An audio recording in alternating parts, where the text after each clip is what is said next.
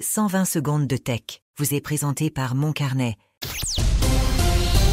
C'est l'édition du lundi 28 octobre. C'est aujourd'hui qu'Apple lance la mise à jour iOS 18.1.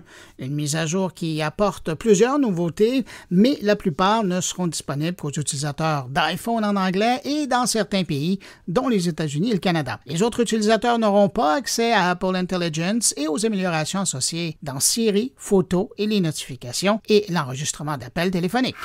Les PDG sont de plus en plus actifs sur LinkedIn, avec une hausse de 23% de leurs publications et de 39% de leurs abonnés en un an aux États-Unis, tandis que le nombre de professionnels sur la plateforme a augmenté de 35% en 5 ans. Ils utilisent des outils d'IA pour simplifier la création de contenu et renforcer la confiance en ligne. Google prévoit de lancer Gemini 2.0, la nouvelle version de son modèle d'IA, en décembre 2024 pour prendre le relève de Gemini 1.5. Ce modèle promet des gains en rapidité, pertinence et raisonnement dans un contexte de forte concurrence avec OpenAI et Anthropic. Google vise sur cet investissement pour rester à la pointe de l'IA.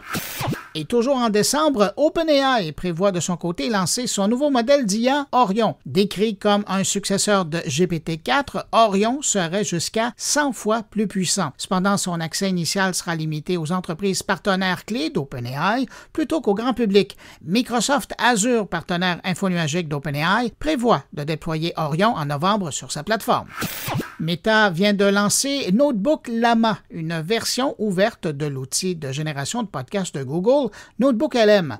Ce modèle utilise Llama pour créer des dialogues de type podcast à partir de texte, mais la qualité vocale reste mécanique et manque de fluidité. Meta indique que de meilleurs modèles de synthèse vocale pourraient améliorer le réalisme, même si les problèmes d'hallucination de l'IA avec des informations inventées persistent toujours. À demain! Pour suivre l'actualité numérique en profondeur, abonnez-vous à Mon Carnet. Articles, entrevues, discussions et réflexions sur le monde numérique vous y attendent. moncarnet.com